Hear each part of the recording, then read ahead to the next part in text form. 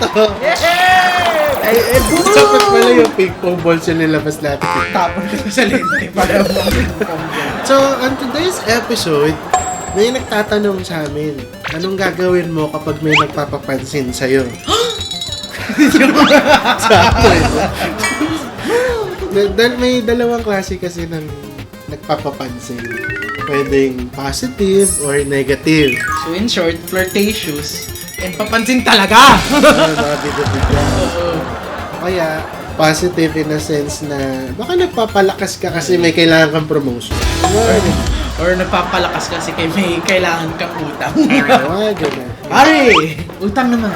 So today we're gonna try to answer your questions again with our unqualified advice. Talagang unqualified. So I'm Steven, Di pa rin ako si RG.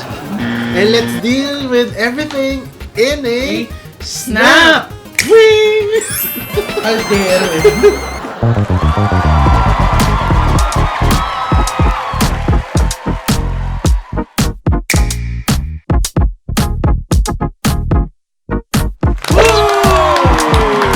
Meron po tayong isang katanungan mula sa Marinduque. Joke lang, wala po talagang Ano yung anonymous? Si Mamaya, basahin mo. Sige. Meron guy, may gusto sa akin. Joke lang. He expressed that he liked, nag-Pinoy accent na. He expressed that he likes me, but I still can't confess that I like him. I liked him back as well due to some personal issues. Okay. Personal issues daw. The past few months, talagang pinagsasabi niya na gusto niya ako at kinikilig ako sa gesture niyang yun. Girl. Though lately, napapansin kong may iba siyang kausap na girl at medyo naging close na sila. You know where this is going. I need help, guys. How can I win back the guy of my dreams? Ang una ko lang masasabi, ay ano yan, anonymous? Si Anonymous. Kaliparot. Anonymous attack helicopter. Ako masasabi ko lang sa ite, ang syunga-syunga mo talaga. Ang tawag po, Nasa yun na eh. Pinakamalang ko, nagpapapansin na sa'yo. Sana pinansin mo na. ang tawag po dyan bilang Gen Z, Lost Maxing. Ano? Lost Maxing. Lost Inimbento ko lang kasi 'di ba may Lost Maxing. Yan Lost Maxing kasi talagang pinakawalan mo. You're really lost. Okay. No, next question. We're not gonna answer that. Yun naman. Sige, how can I win back the guy of my dreams? Well, first of all, umamin ka na. Aminin mo na sa kanya kung bakit mo siya gusto. Sabihin mo na. Diba? Wala nang mga paligoy-ligoy pa. Diretsuhin mo na. Or else, your chance will fly away. I don't even understand kung bakit hindi niya sinasabi or inaamin doon sa guy na gusto din niya. Not to stereotype, pero alam niyo naman yung mga K-drama. Yeah, proximity is everything when it comes to guys. Thank you, Mr. Single. Joke lang. Joke lang po. Single ka ba yun? Akala ko widow. Before C. Ako yung widow. Black Widow. Joke. Tama si Derek. Yung proximity is everything. Ang tanong, magkalapit ba talaga kayo?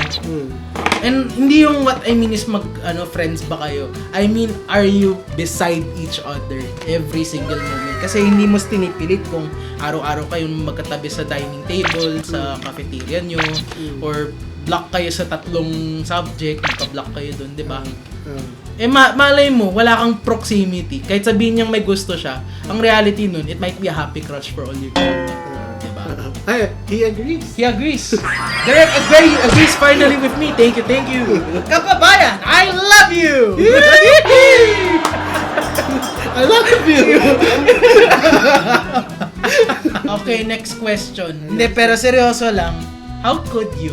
Sayang. Sayang. Pero then again, I can't judge. Cause I took my shot. Joke lang. Ikot mo na lang, ikot. Ano yun? Ano Hindi kasi yan, diba hindi, ikot mo na lang. Hindi kasi diba yung I took my shot. Wow! Yung Okay. Kala ko may leak. Akala ko may leakage. Hindi, I took my Emotion. shot. Hindi kasi di ba she didn't take her shot. Anyway, next question. I'm currently the team leader of our creatives department. Iba na, ikaw magtayo. Iba namang papansin ko. In a certain agency where we provide digital services for companies. We have this new hire New hire? New hire? who is so proud because she just graduated from a prestigious school. Inaatake natin si Derek. Si Derek yung inaatake. Bakit nakaka-relate ako? By just graduated, in quotes, I mean that she's a fresh grad and she just, in quotes again, graduated. No honors whatsoever. Her background is nothing of interest as well. Bakit apektado yung producer natin? Si Derek apektado. But- Send help. But because she is a close relative of our boss, she was How uncanny. Sumulat ka ba sa amin, Dalo? Sumulat ka ba sa amin, Dalo? But because she is a close relative of our boss, she was plugged into our department with a position higher than mine.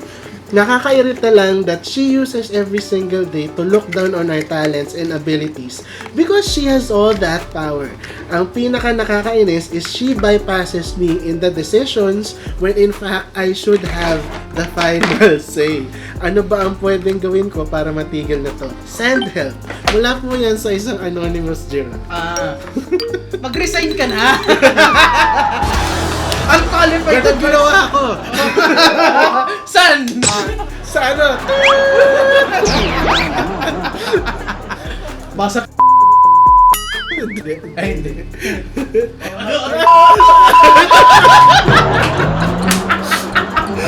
Kaya, ang masasabi ko lang sa'yo, una kausapin mo muna yung boss nyo.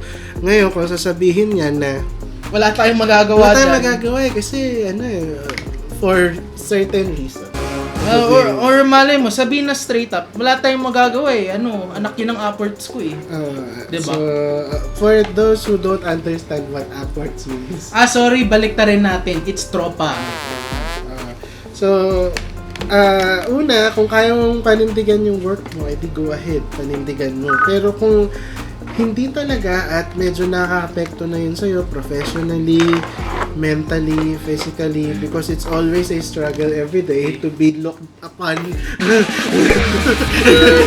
Looked down upon. Ginibay.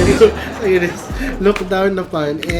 Maybe it's Time for you to find a new job! I mean, not everyone has the joke lang yun. Very privileged. anong tawag doon? Not everyone has the privilege Privilege. to Oh. resign kung may nangyaring ganito. But, I mean, if you have the Please. privilege and the... Kung may backer ka sa ibang kumpanya, at ready kang ipirata. Wow! At pag nagpa-backer ka naman doon sa kumpanya na yun, huwag ka naman ganito. Oo! Maging ka reasonable. Pag sa ibaba ka magsimula ka sa ibaba. Manager agad. Ito, ibaba. Walang ibaba.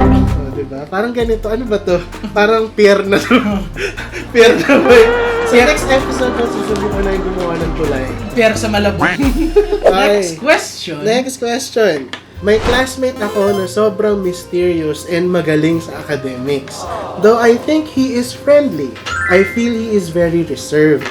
I want to approach him and be friends with him, but I don't know how to do it without being weird or anything. Can you give some tips? How can I approach him with confidence? Wala yan sa isang anonymous speak. Low-key crush niya yun. Actually, Hihi! Kababayan! I love you! kabayan. Kabayan! Hihi! Hindi copyrighted niya kaya kababayan eh. Dinagdagan ka ng isa pang syllable. Happy Pride! Ay, sorry. Happy Pride. Di naman namin alam kung babae o lalaki. ACS! But who cares in this day and age? Love who you love. Anyway, sobrang mysterious and magaling sa academics. Bakit gusto mo kopyahan? Isa pang wow! Though I think he is friendly and feel he is very reserved. Well, pag may ganyan mga kaklase na parang sobrang reserve, ayaw makapag-usap, take it slowly. Like, ask a simple question, do small talk, until everything is warmed up. Anyway, Ikaw, your advice. wala eh. Ako yung torpe eh. Dati. Hindi naman niya gusto. Ah. Inano lang ni producer na baka gusto. Okay. Pero ano eh, wala, it depends eh. Kasi, I'm not the kind of guy that looks at face value. Ako po yung tipong microphone look at me. Ako yung tipong guy na nagko-cross-reference po. At akala mo APA yung ginagawa kong format, no? Hindi, tinatanong ko, mata pobre ba to? Ganun ako. Grabe. Oh, hindi kasi I have friends naman na ganun. Kasi hindi mo lang, unless talagang wala kang point of reference, all you can do is just jump head first. Okay. At mag-pray ka na lang na hindi ka maglanding sa sahig ng konkreto. Anyway, all you can do is dive head first. Pero if may point of reference ka, why not, diba? Use every advantage you have towards your goal. Diba? Ayun lang po. Wala akong masasabi kasi ako po, personally, if hindi nyo pa nanonotice by now because of how talkative I am sa camera, Boom! Dude! Introvert po talaga ako. Nakapagyabang ang... Sabay-sabay tayo. Pati ako eh. Introvert? Ay hindi, inverter po ako. Aircon or ref? Window type. Anyway, siguro just to conclude, kung nagpapapansin kayo sa isang tao, siguraduhin yung maayos ang buhay niyo. Ayusin niyo po. Ayusin mo buhay. Ang blunt. Hindi lang yung papansin kayo, di ba? Siguraduhin yung maayos ang buhay niyo. Ayusin mo buhay. Wag OA, no? Wag rin magnanakaw ng hindi inyo. Gagaya ng hindi nagpapakala. Ba't ako yung tinitingnan mo, hindi ako nag-uulit? Hindi, kung aayon ka sa sinasabi. Sorry, ginigil trip ako nito. Anyway, that's it for our episode today. May natayo na kaming pier. Kaya thank you for joining us today. Don't forget to leave a like, leave a comment, hit the subscribe button. Don't forget to hit that notification bell kasi clearly nakakalimutan nyo. Nakikita namin. I am not RG talaga. And I am still Stephen. And this has been Snap Tree! Hindi pa rin marunong Transition! Hi, next question. Habang mukhang Tower of Babel ginagawa ko. Tower ng... O yan, kung saan ka nakakita, Tower of Babel, tinayuan ng smart ng sales eh. Dito po yan. Dito ba to?